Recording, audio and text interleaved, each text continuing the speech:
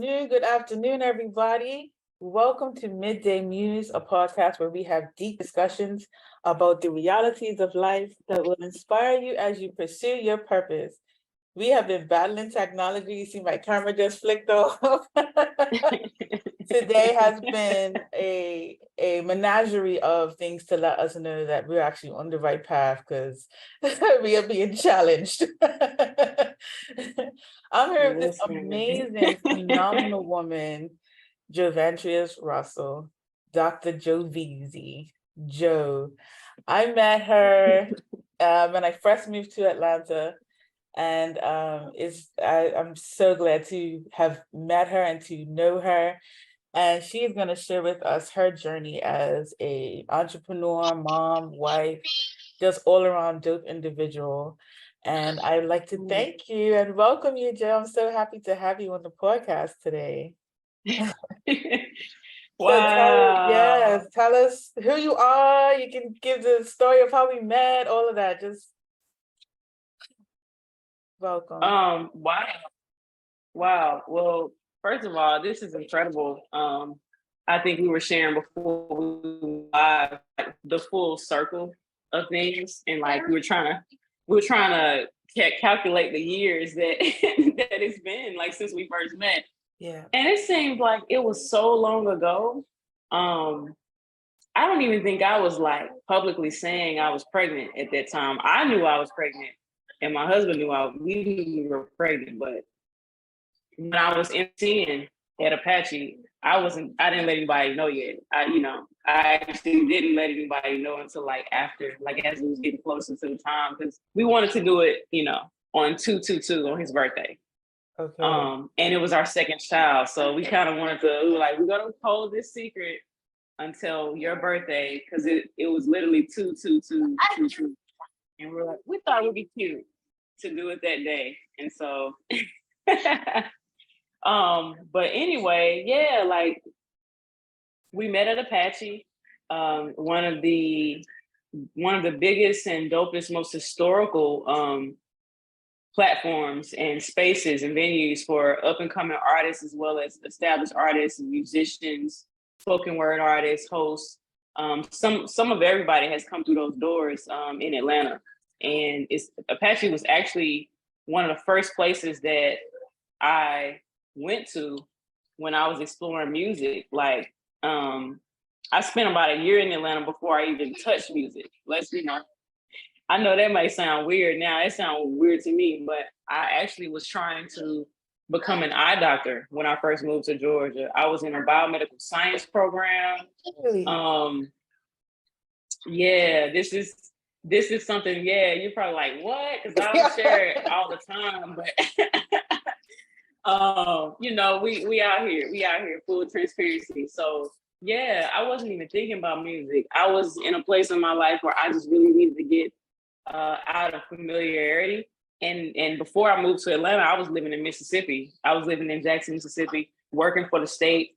And I'm originally from Jackson, Mississippi. Went to Jackson State University, HBCU. Marched in the Sonic Boom of the South. I was in the percussion section, played snare drum in the Almighty War and Thunder drum section.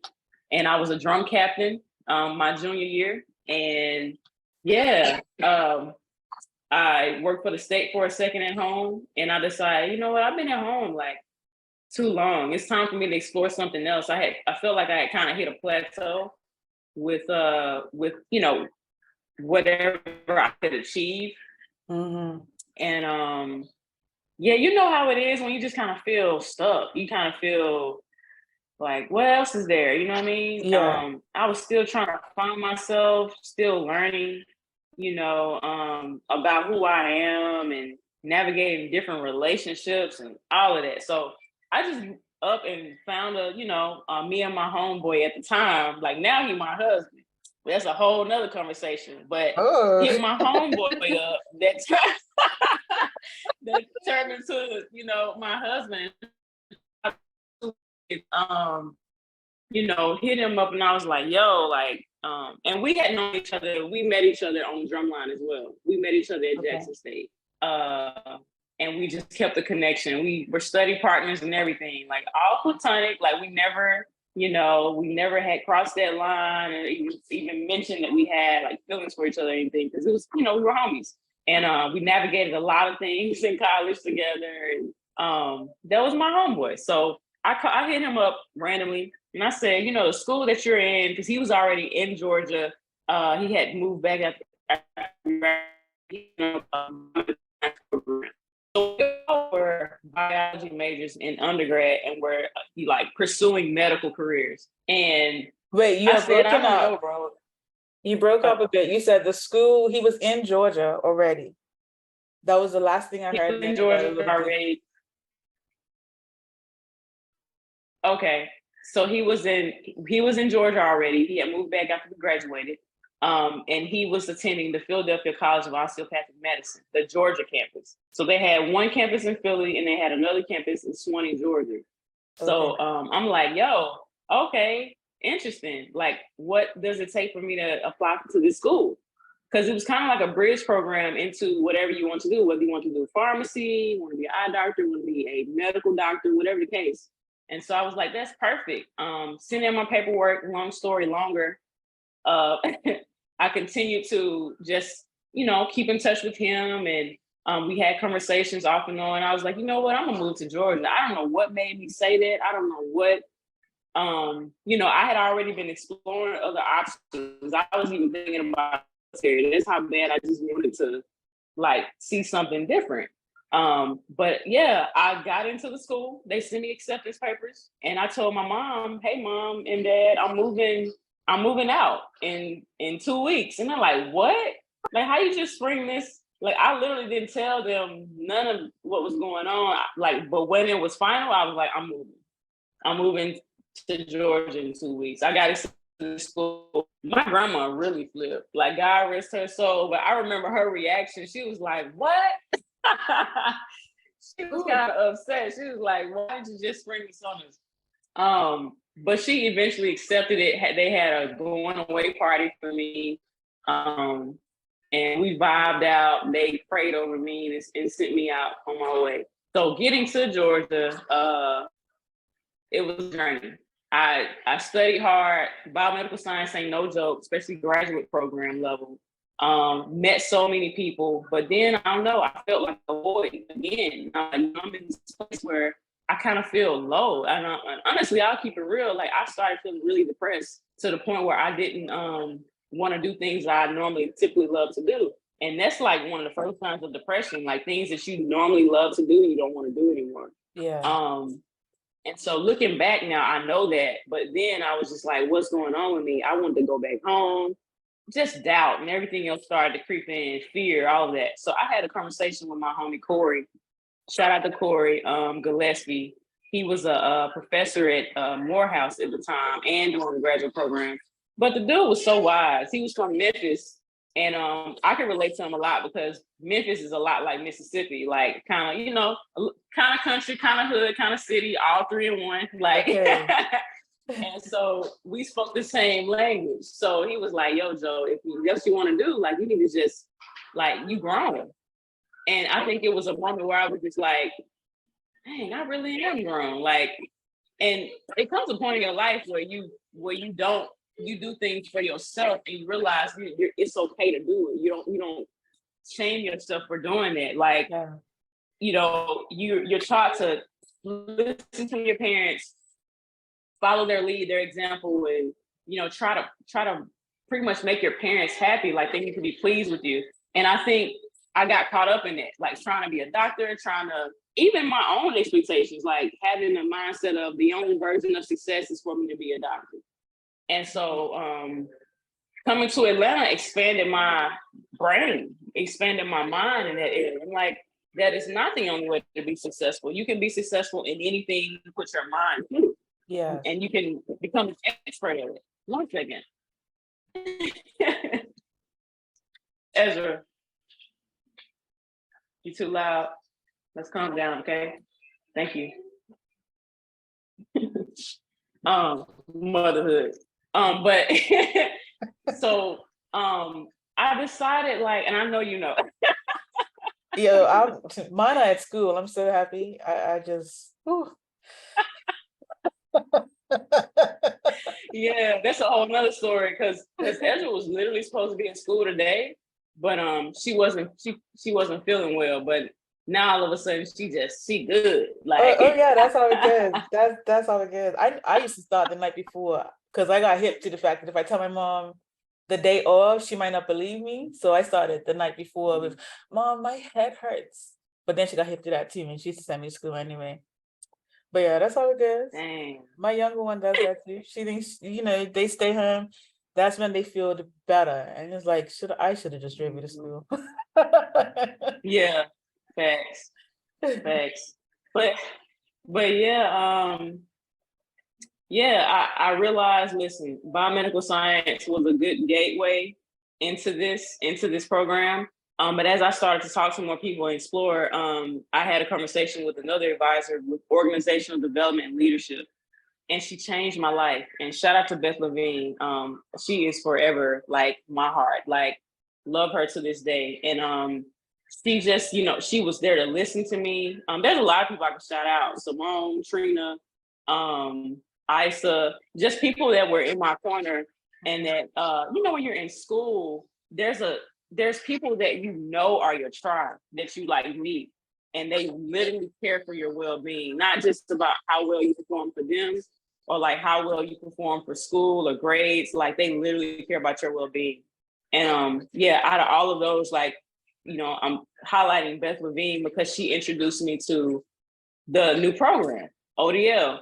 So prayed about it, told my mom, and this was like one of the hardest conversations I had with my mom, but it was a narrative I had made up in my head. I had made up this narrative that my parents were going to be disappointed in me for not pursuing being a doctor. Or like, what if I pursue something other than that, then it wouldn't be viewed as successful by them, or I would be like a failure to them. I'm not putting that, like, to this day, like, I'm not putting that on them at all. Like, it was a narrative that I made up in my head. And I think when coming to that realization, it did nothing but empower me. But before I came to that realization, I thought that I should blame and be shamed for doing that. Like, why would you, I don't know, I guess, why would you be so small-minded to think that is the only version of success? I went through every emotion, like Nipsey Hussle said, you go through every emotion. And so when I came to that realization, it was empowering, because then I was like, okay, well, you thought that, let's switch gears. And when I realized that you could switch gears and like reinvent yourself without shame, that was a game changer for me. That's it right there. That last part, without shame. That's it right there. Yeah. You know what I'm saying? Yeah. And I ain't perfect today. Like, I'm still navigating that to this day. Motherhood throws a whole nother learning curve. Beyond, like, even like marriage for sure, but motherhood throws in a whole nother learning curve of that, because you just learn so much on the fly, and you really don't have time to sit and be like, why didn't I know that? Not, I realized I don't have time. I got to just take the new knowledge that I have, recalibrate, and keep it moving. So in that moment, I felt like, okay, I'm about to reinvent myself. I'm about to go completely against the grain. I after that first year of biomedical science, I said, I'm going to do ODL full time. So I switched my degree track in the middle of it. Like, after a full year completion of biomedical science, I was like, I'm switching completely. And there was one other person that did this with me, and we're friends to this day. She's like a sister to me. Shout out to Kiara Curtin. We both made the decision to just transform our lives. And to this day, we're so glad we made that decision. So after that, things just kind of took off. I started like just going into classes where it talked about personal professional development, where I had to have deep, hard conversations with myself about what I wanted to do. It felt like therapy every class. I'll say that. And it was my first dose of therapy, of looking myself in the mirror and realizing who the heck I am. And sometimes, a lot of times it was hard. because I had to like tell my old self, hey, you know, you were good while it lasted, but peace, you know what I mean? I gotta continue evolving. And sometimes it was hard, like Yeah. really saying peace out to that person. And yeah, I ended up just diving into music again. And for one of the first times in that season, I just felt like, dang, it feels like the veil has been removed. Like I can see a little bit clearer now. Like it's not such a blur or brain fog anymore. I'm not being somebody else other than myself. And so that's the part right there, Tanea. Like I feel like I was living somebody else's life. And I was trying to construct a life of my own based on somebody else's blueprint. Yeah. And it just wasn't happening. So long story short, I started managing artists. I started networking a lot in the music industry. Atlanta at that time, now, you know, shout out to new Atlanta now. Like, you know, Atlanta looks different in 2023 than it did in 2013 through 2016. Atlanta looked kind of different. And I'm sure a lot of people will agree, like that were in the field and in the streets around that time. But it was just like open season. I think it was a huge migration. Like people like myself and other folks who weren't natives to Atlanta were just flocking to the city and exploring in the same way that I was in every festival, every, you know, A3C, like shout out to A3C festival. That you don't even have to have no ticket, but just to be out in the streets while everything is going on, you network with people, you develop relationships. I got relationships with all those people to this day, of who I met like back in 2014, 2015. So I was lit. I was like a kid in a candy store. I'm like, yo, I have not been living. Like, what I've been doing? Like, I've been asleep. And it just opened up a whole new thing in me. And, you know, I still was navigating who I was and, you know, still, you know, in relationships and, you know, just, you know how it is, like trying to find yourself. And, yeah, I made mistakes. I made mistakes just like that bucket father. I made mistakes. And, and I don't know, but I think the difference with making mistakes in an environment that's free is having the grace to bounce back, from a mistake and say that it's okay. I don't have to, let me have it. Thank you. Having the freedom to say, just because of that mistake, I'm not going to stop living, but I am going to learn from it and move forward. And I think that's can I have it? Can I have it, please? Okay. I think that is the difference between resilience and like succumbing to failure.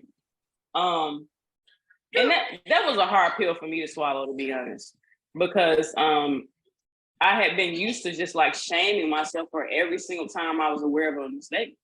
Mm-hmm. And being able to live freely and just like move past that has helped me. And I'm still on the journey. You know, it's levels to this. So one day I might do well at it. The next day I might not. But at the end of the day, you're still learning. You're still on the upward. You're still on the up and up.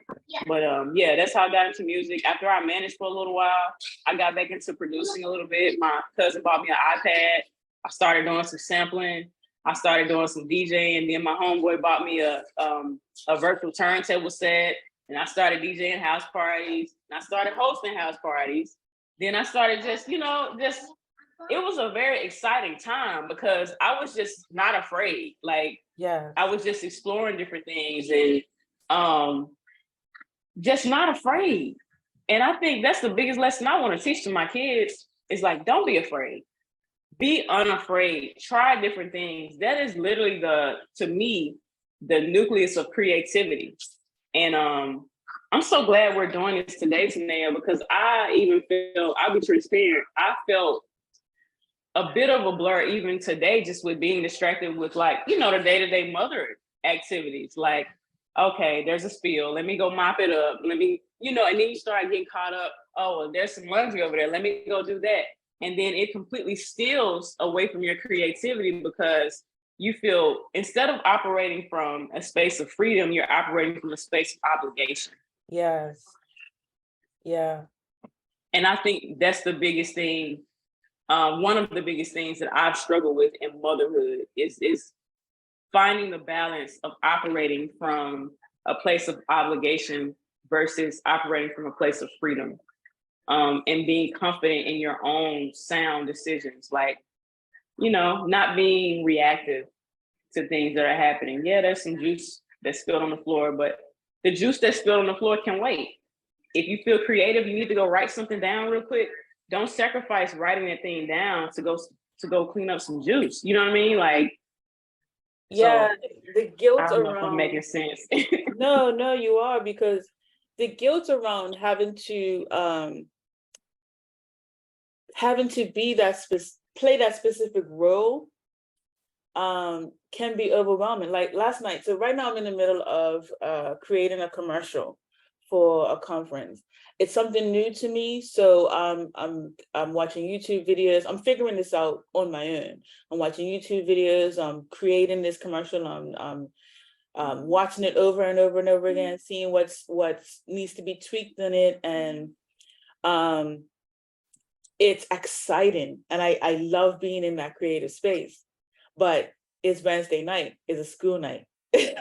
My kid, we have to be up at 5 a.m. in order for us to be on the road by 6:15 so that I can get my daughters to school on time.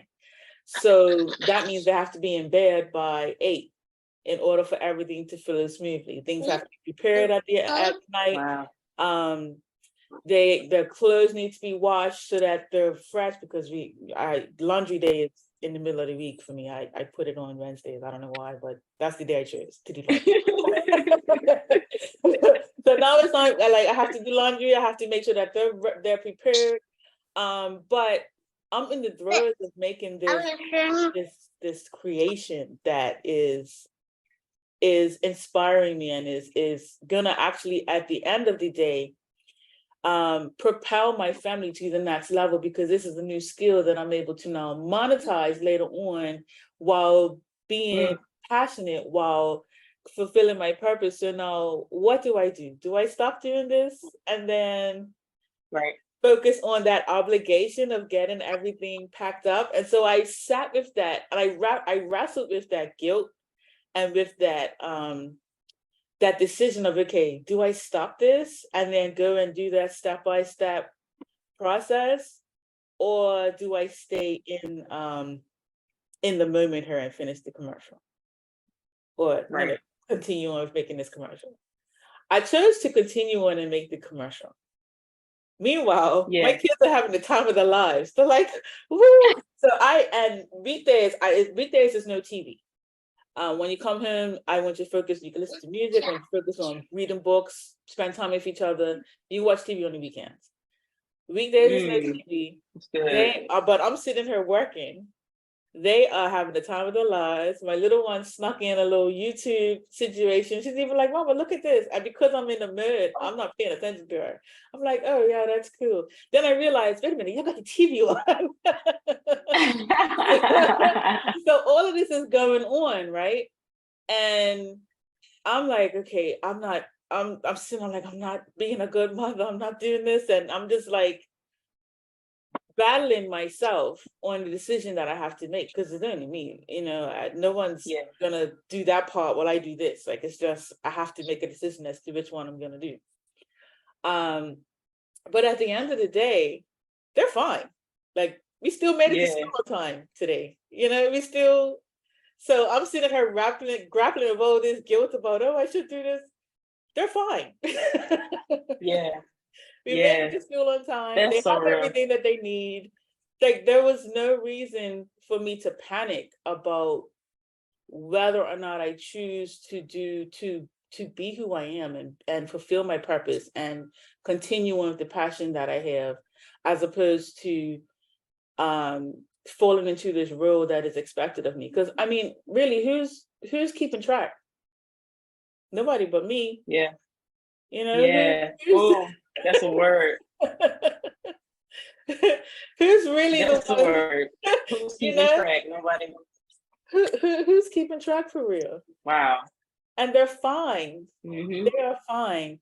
And they're even better because they have a mom who is happy and who is developing and who is growing and who is able to show them what it looks like to be happy, developing, and growing, as opposed to someone who is stuck in the obligation of it all. Yeah, I mean, that's just so real. yeah, Woo, I feel that. I feel that deeply. Like you're. Hey, I need, man, throw a collection plate around. Like, make sure you get to your house, because you just said a whole sermon, like, for real. And yeah, because and that is really close to home with me too, because lately we've been trying to like be consistent with bedtime. And Ezra's gonna be 3 in September. And Ermaya is she just turned 1 in June. So Ermaya has no trouble going to sleep. She literally just goes to sleep when we lay her down. We lay her down in her crib. She's like, oh, okay, bet. Like, she has her little thumb. She just takes her stuff right on to sleep. But with Ezra, she has the awareness that she can make independent decisions. And, you know, she's older. She knows that she can just get right out of bed. And so she now is in a phase where she wants to sleep with mommy and daddy. Like, mommy and daddy's room is right across the hall. Let me just jump out of my bed and go and open the door and walk in their room and jump in the bed. And we realized that even like she won't sleep in her bed, but as soon as she gets in her bed, she just falls fast asleep. And I'm like, what in the world? Like, this ain't gonna work. Like, no. And you know, my husband's like, no, we gotta be consistent. You know, he's an educator, so he has to be, you know, up early and out of the house every day. So it definitely doesn't work like for his schedule to like have interrupted sleep like that. But at the same time, like, what are we gonna do? We gotta navigate this. We have to handle this situation with care, but at the same time, we have to have our hands off enough too, so that we don't become consumed or like, you know, obsessed with just like doing this thing and forgetting that we're whole people outside of parents. Yeah. And yeah, lately I have been feeling, I don't know, after a conversation about it, I had felt kind of bad because I'm like, yeah, we're both, and then my husband's also a creative too. And so we both do creative endeavors. He's a dancer, he's a artist, a musical artist as well. And sometimes he has late practices. Sometimes I have things that run late into the night that I do. And then we're like, but we don't want the girls to get in bed so late. But then I started thinking about like other people that we look up to that have kids. And I don't ever remember them saying they sacrifice like their career for the sake of like their kids doing a certain thing. And I also too don't remember like people that I look up to saying like, I don't remember their kids becoming failures because of their career. Like, actually their kids all admire them and tell them how fun it was to see their parents like be creative and walk out their purposes. It helped them to walk out their own. And so I don't know, I think overthinking is really a thing that I struggle with sometimes when it comes to, you know, I think about the cause and effect before the effect even happens. Like, I'm like, the effect hasn't even happened, and I'm thinking about the cause and trying to tell the future, and I'm just like, that's not my job to do that. Yeah. I mean,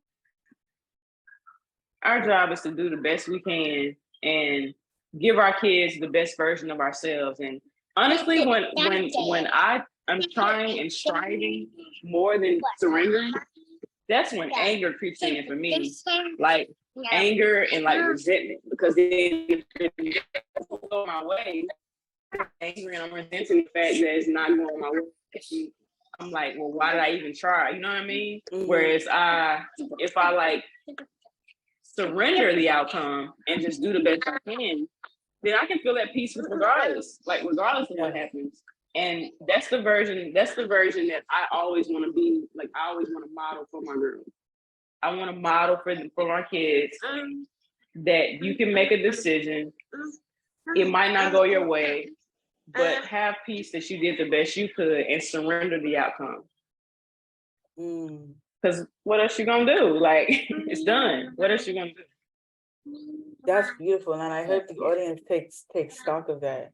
Make a decision and surrender the outcome, because it's all about just doing your absolute best, and you cannot control. That's where anxiety creeps in, and that's where you start to take on roles and obligations that you don't have. You start to play God because you're trying to manipulate this and get things into a specific way of being, and that's not our job. That's not our job at all. That's very real. That is so real. Whoo. That's good. I just had to take a deep breath and just breathe that in, because honey, that is that is it is the work, I feel. And I recently published a book along with my other Ezra wants to make an appearance, apparently. Say hey, Ezra. Hey, Ezra. What's up, my girl? Shout down on my necklace. Mama. Say hi. Say hi. Hi. He's like, it's my time. But yeah,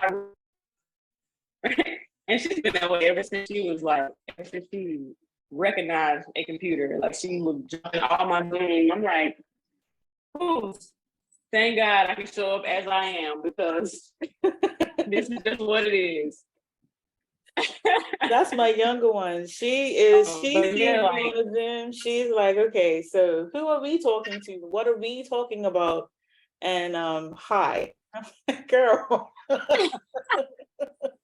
And she is so adorable. Your girls are perfect human beings. Like, they are. You are doing such an amazing job. I mean, shout out to you, because when I asked you to host the JoVantreis event, first of all, I didn't have any doubt, because you're just an amazing human being, and you can steal any stage and set any stage for creativity. That's without a doubt. And you're a gift of words. Thank you. But meeting your daughters, meeting them backstage and then like talking to them while you were on stage emceeing, doing your thing. You're just doing such a great job. They're like really good communicators. The older one watches out for the younger one, but the younger one does it in her own way too. So she's like little big sister. And it reminds me of my little sister a lot, because even though she's younger, it's like she's older, because she's so charismatic. Like, she's such a charismatic person. And she'll tell you exactly what's on her mind, but she does it with so much tact. Like, that one there. You're looking like, I liken them as, my older one is the star and the younger one is the manager. They just they are I like that. They are amazing. Yeah, and as the younger one comes into her personality more and more, I'm amazed at how witty she is, and how just how aware she is of life and of people's reactions and things, and she just thank you so much. It's only by the grace of God, because I don't know what I'm doing. That's real. Yes, you do. You know exactly what you're doing, and that's the main thing. You're trusting God. Yeah, that's your path. I see it. Yeah, that's amazing. but yeah, shout out to all the creatives who are parents, and especially mothers. I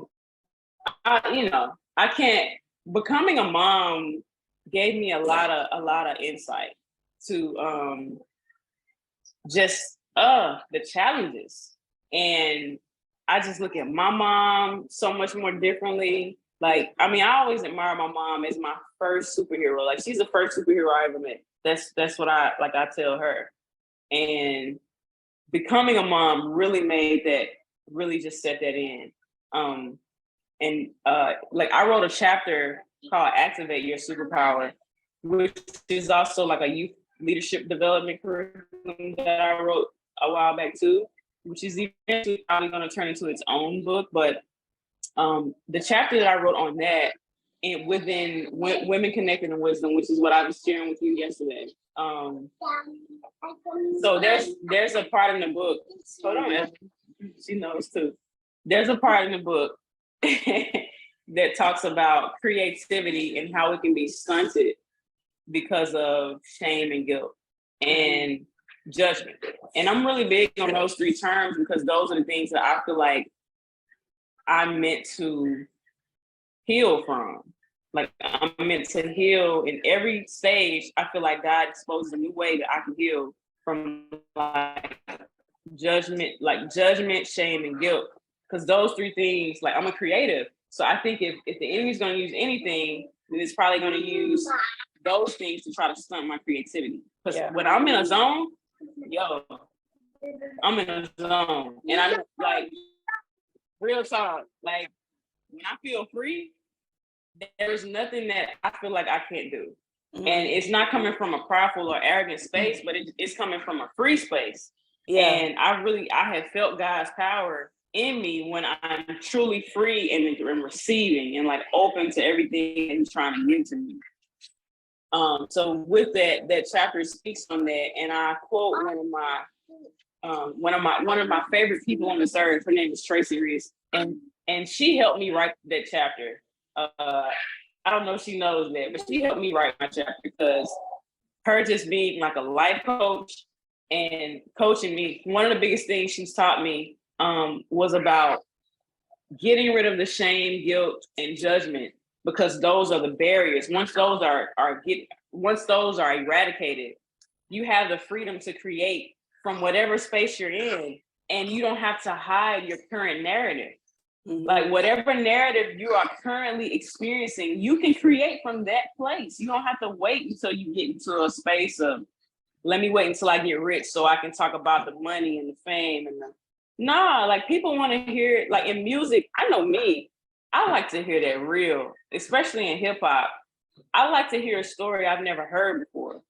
And I struggled a lot when I was pregnant with creating, because I guess I didn't feel like I could create from the current space. I've never really seen like female rappers create and their narrative be about motherhood and pregnancy and how your identity shifts and the challenges of having children. Like, to this day, I don't, like, you see like the different artists, you see their journey of being pregnant, but the actual content is not talking about those things. And so now, like, I'm like, yo, now that I have that insight about that, I'm like, never again will I shame myself, because that's what was happening. I was shaming myself for wanting to create content that way, and thinking that I can't, like, creative content can't be within that subject area. So I guess I'm kind of challenging myself now, Tanea, in my current state of creation. I'm challenging myself to create from the current state. Mm-hmm. Talk about marriage, talk about motherhood, talk about navigating raising human beings, talk about the balance of being creative and being responsible. I like that you said that. That's actually a challenge that I have as well, creating from the current. I like to recluse when I'm going through. And so and so I struggle with that vulnerability of showing the messy, showing the process of getting to being all right, and showing the the journey is usually after the fact, well, once I've already processed, and then I can like write a book about it. But Yeah. you know, but that is very important, to be able to create in the now and be able to show those very real emotions, the highs when they're high, the lows when they're low, and be able to put it into words or music or something that can be felt, and even, yes, seen, but something that can be seen and resonates and can be a lesson taught, because the things that we go through are not for us. They're for others who need that lesson, you know. And God doesn't give us any more than we can bear, and we're given these things to then teach others how to get across. So yeah, that's a good challenge. I think I'm gonna take that challenge up. Create in the current. I like that.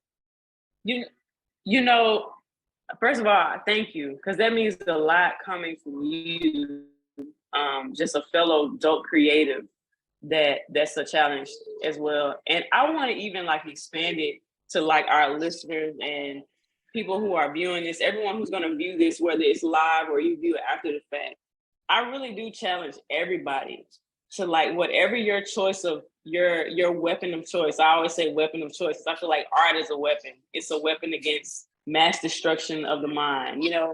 And so I like whatever your art of choice is, create your current state, illustrate where you are in your life at this very second. I don't care what it is, like every experience can be learned from. And if I could tell the pregnant Jo with her first, with Ezra, like when I was pregnant with Ezra, if I can go back and talk to that Jo, I will say, sis, create. Don't, it doesn't matter how it looks coming out right now, because it's up to you if you want to share it or not, first of all. But taking that first step and just creating from wherever you are, it's opening you up. It's opening you up to even what you're about to endure, because I don't think people tell women that enough. Like all the changes that we go through, Yeah. We're meant to be creative beings, to create from that space. Like our bodies are literally incubators. So whatever goes in it, whatever is endured by it, it's birthing more of that. So if we're taking in, life and taking in experiences, we can regurgitate those things. And we have it's a superpower of women, actually. You feed us a seed, we're gonna birth another person. Like we're gonna birth life. And so, yeah, I would tell that Jo that. And so I'm just expanding to all the viewers and listeners.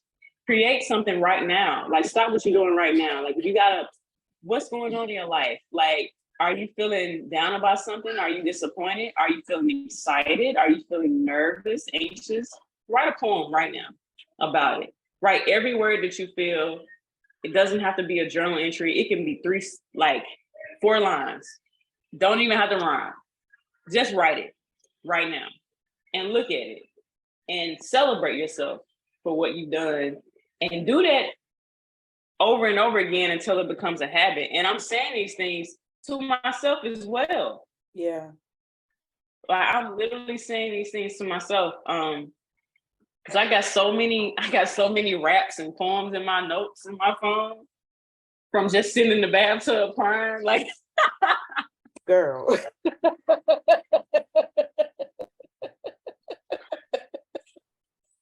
Girl. Well, I just had a whole crying session. You know how they say, where it says that God bottles our tears, he stores them. I'm like, when I meet God, like he gonna be like, girl, I got rooms and rooms of all these tears that I bottled up. Okay. Like, but all those tears are meant to irrigate and water our garden. So that lets you know, like we're meant to create from that. And so, Yeah, I just encourage everybody, like, no matter where you at, just create. And I gotta do it today. Like when we get off this call, like I gotta go and do it because I can't be no hypocrite. Like I gotta practice what I preach. So why I feel like we should bust a little freestyle right now. I feel like that's what should happen. I feel like we should each give 3 words and go back and forth and see what we create. Wow, that's lit. Wow. That's lit. You put me on the spot, Tanea. I put myself on the spot because I'd be having ideas and I'm like, no, don't do that. Don't do that. But then my spirit be like, you have to. You got to do it. Yeah. I am on the spot. I'm just as shocked as you.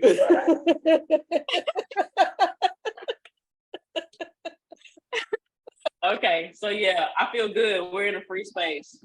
Yes. I feel comfortable. All right. All right. I'm gonna jump in there. Okay, good. Freedom to conversate, relate. Freedom to not be ashamed of what we ate. Because food not only feeds the body, it feeds the soul. We need freedom. We need to release the shame and guilt in order to grow. Humbly growing through honest vulnerability.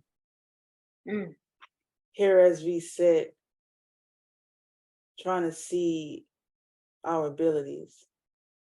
Spiritual growth, emotional ties, just ready to see whatever life brings to our lives. That's good. That's good. Committed to the journey of life, not death. For even within death brings life itself. Freedom to become anything we want to be. Not being chained to aspiring to wealth. Because everything worth having is actually free.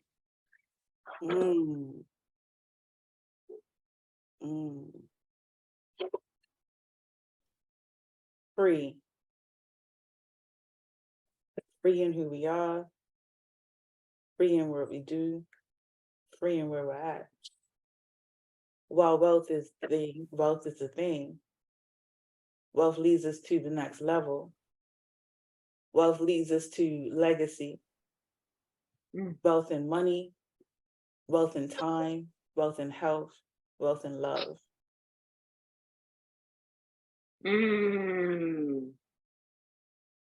Come on, freestyle. Come on, freestyle.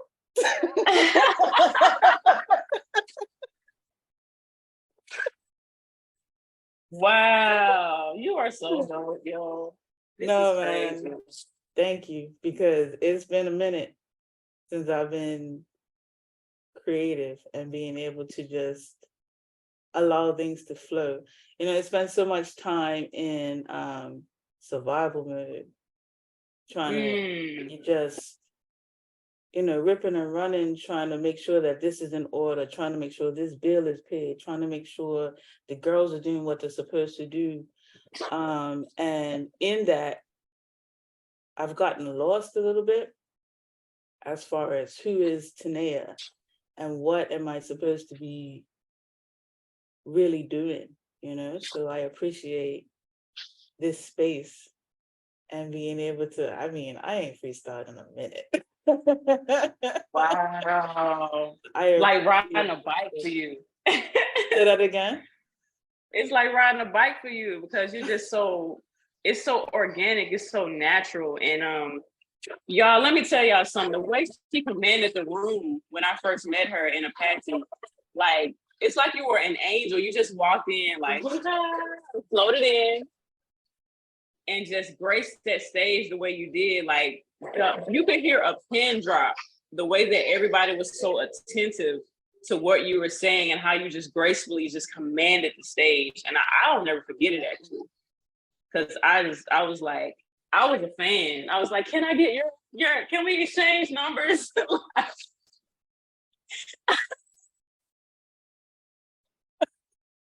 I was like, I gotta know this person. Like, oh my God, thank you. You have a gift, and yeah. And I'm just so excited for your girls to see, how money elevates and how you continue your journey. And thank you for even creating this platform. Like, thank you so much for your obedience. And I'm inspired by it because, there's projects that I know I'm like, I got my hands on them and I haven't launched them, but there's nothing stopping me but just like my own overthinking. And so you're just a huge inspiration and a model for that to me. And I'm just very grateful to be in your community. I'm very grateful to call you friend. Oh, thank you so much. Thank you. The feeling is definitely mutual. I think when I saw you sit down behind the drums, first of all, you hosted, and I was like, oh wow, it's just dope. And then you sat behind the drums, I was like, oh. Because you don't see that often. You don't see female drummers. And then for you to host, you're a poet.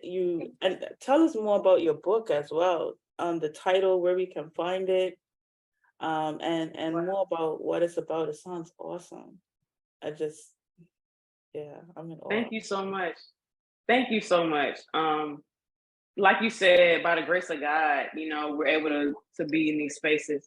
But yeah, the book, I'm a drummer. And so drums is actually like one of the first ways that I felt free to create. And the book is called Women Connected in Wisdom, the 8 Dimensions of Wellness, where you talk about the spiritual wellness, emotional wellness, physical, financial. It goes into all 8 of the dimensions of wellness. And so shout out to Christine and Shannon. They host a podcast as well. It's a podcast called Women Connected in Wisdom. And the book was really birthed out of our mastermind group because we're a group of women. We're a group of women who meet consistently. We're all different walks of life, all different professions, but we come together and we share wisdom. And we've been doing this since 2017, 2018. Before the pandemic, we would meet at 7:00 every Monday morning, and just have a cup of coffee and share our week. What does your week look like? What did your week look like last week? What are some of the challenges you face? How can we support you in those? Even if we just sat and cried together for a second because someone is handling grief, like we just did all those things together. And women, when we come together, we're powerful, and we operate as a unit, and it's powerful. So we came together, and there's about 12 authors of this book. And my chapter is called Activate Your Superpower, but definitely get the book because it has a lot of gems in it. It talks about all those dimensions of wellness. My chapter is focusing on spiritual wellness and how you navigate being spiritually free, so that you can create and you can walk in your superpower. I'm very obsessed with superheroes, specifically Wonder Woman, of course, and Batman. And those two, I feel, with Wonder Woman, it's about knowing who you were born and created to be and walking in that, and without letting the world tell you who you're supposed to be. With Batman, like I share just the fact that he saw a lot of trauma and experienced a lot of trauma with seeing his parents being killed right in front of him as a child. Mm-hmm. But he chose to take that and turn his narrative into fighting the bad guys. And he doesn't kill the bad guys. Like, he fights with his hand. He's also one of the only superheroes where he literally had to train himself in all the areas to become an expert in. Like, he's trained in martial arts, trained in different languages. But he trained himself to do those things. And so it took a lot of persistence and hard work. So he wasn't given anything. But all in all, like, yeah, definitely get the book because it helps you to take charge of your life in every area of wellness. Whether it be you got physical goals, spiritual goals, emotional goals. Yeah, shout out to all the authors of Women Connected in Wisdom. And on my page, you can go to my link, and on my link tree, it has like a link straight to the book. So if anybody is interested, that's one way that you can and I'll have to go and like back and make sure that that's the link in my bio. But yeah, the book is awesome. That's on Instagram at Dr. JoVantreis, right?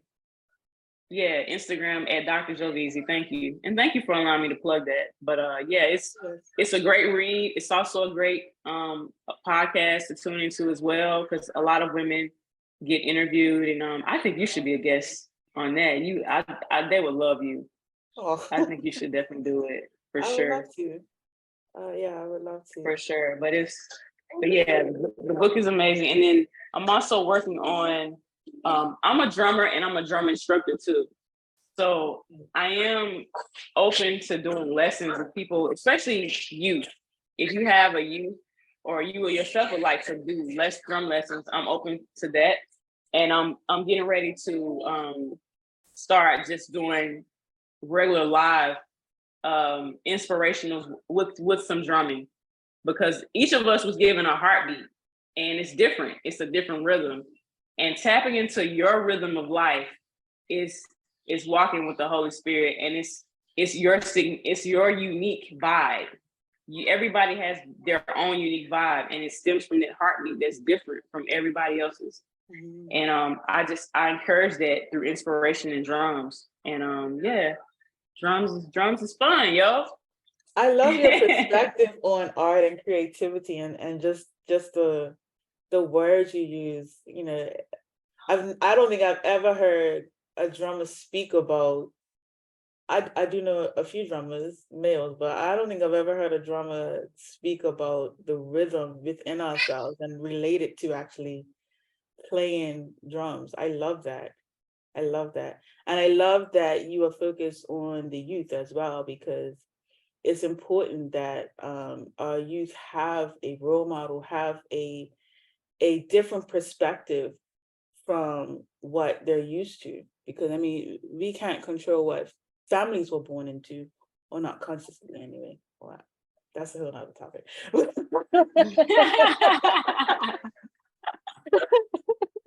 That's deep. Yeah, my daughter be like, I didn't ask to be here. I'd be like, yeah, you did.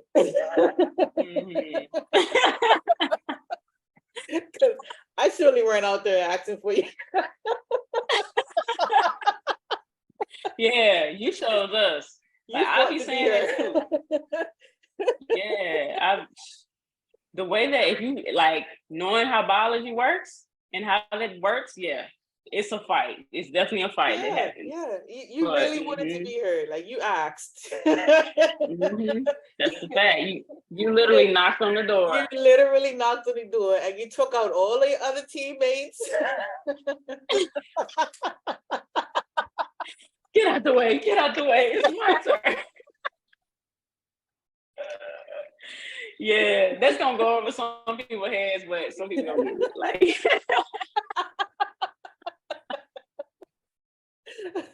those who get it were meant to get it. That's all. And they'll have a hearty laugh with us. That's fine. But yeah, I'm very glad that you're focused on the youth and looking to be a role model. And I love the concept of this book. And I hope that everyone goes out and gets it. And that it becomes a number one seller, because that sounds like something that we all need to hear. I'll be definitely looking out for it, and putting that in my library. Definitely. Dope. I'm glad you said number one too, because we actually were Amazon number one. Yeah, we made it to the number one list on Amazon in the spiritual, emotional, I believe the spiritual category. So yeah. Congratulations. Yes, that is what's up. Thank you. Thank you so much. Check I got you a copy. Celebrities. Say that again. Say it again. I said, check me. I got you. Okay.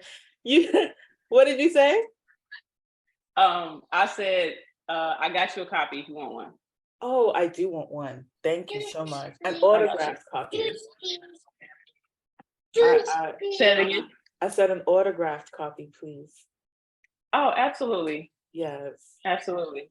I got to put a nice little love note in there because, yeah, Yes. Because youdabomb.com. copy, and when you're accepting your awards, I want to be able to point to my bookcase and be like, I got her autographed copy. Oh my gosh. And likewise. And likewise. Yeah. For real. Well, it has Absolutely. Well, yeah.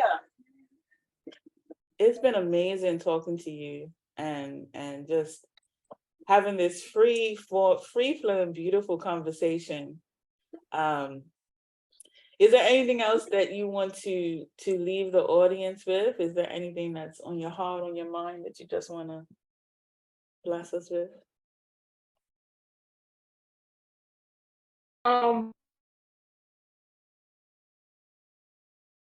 I guess I just want to share. I always want to encourage because I find myself always needing encouragement, especially in the times we're living in.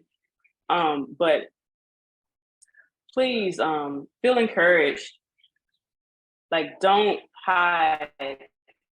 Like, be transparent. It's never too late. You know what I mean? Like, don't ever think it's too late to start a dream, to start something, to start action on something. And it's never too late to create something that you've always been dreaming of creating. I don't care how many people have done it or how much, they say things are so saturated. Let me say this. If the world is so saturated, then nature would have took us out a long time ago. If saturation was a real issue, then nature would have took us out a long time ago because the human population only makes up 0.001% of living things on the entire earth. Wow. Let that sink in. And that is something, I'm an educator too. I used to teach science in middle school. And when we talked about demographics and the geographical makeup of the earth, like, we dove into that. And I always think about that because that means that trees, water, just everything that is not human actually takes up more space on the earth than we do by a long shot. So it's in your head, bro. Like, nothing is too saturated.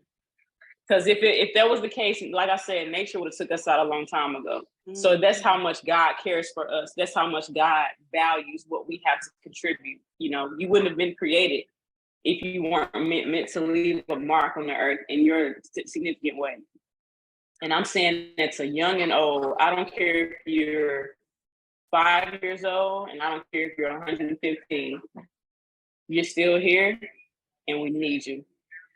Amen. I love that. I never knew that that's the 0.01% is what you said? That's something to think about for real. Yeah. If water ever got mad at us, it's a wrap for us. It's a wrap. Moana immediately. Oh my God, if water ever got mad. That's real. If trees ever said, forget y'all, it would be a wrap for us. Yeah. It would be a wrap. Totally outnumbered by nature. Yeah. So, I like that, to think about how much God cares for us, that even at our 0.01%, he still holds us to a standard just below the angels. My God. whew, But maybe you're gonna have to sit with that. Woo. That was profound. God is so good. He is.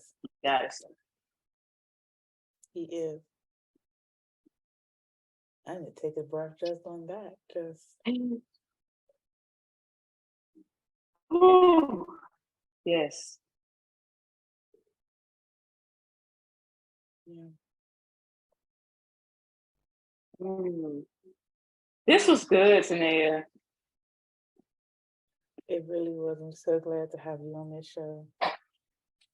I thank you for the impact. It's an honor. It's an honor. Thank you for tolerating like all the background noise. Girl. Hey, nothing to me. No. Yeah, we get it done. Mothers, somehow, some way, we get it done, baby. Get it done, of course. Of course. And then and they see all of this, they absorb all of this and take it and run with it and become even better, you know? So yeah. It's a blessing. It's a blessing. I'm probably after this, I'm probably gonna like go to the basement and play drums with Ezra for a second, just let her get her energy out because I feel creative too. So I'm like, might as well just kind of let them do their thing. That's amazing. Well, Joe, thank you so much for being on this podcast. This is Midday Muse, a podcast where we have deep discussions about the realities of life that will inspire you as you pursue your purpose. I thank you for tuning in with us. I thank you for, please like, please comment, please share. Check the description if you wish to support the podcast, so that I can keep creating and becoming even better at what I do, and being a blessing to those who just need to be a part of a community of creatives and a community of entrepreneurs that are working towards doing what they were put on this planet to do. Thank you, and peace out. Bye-bye. Peace, y'all.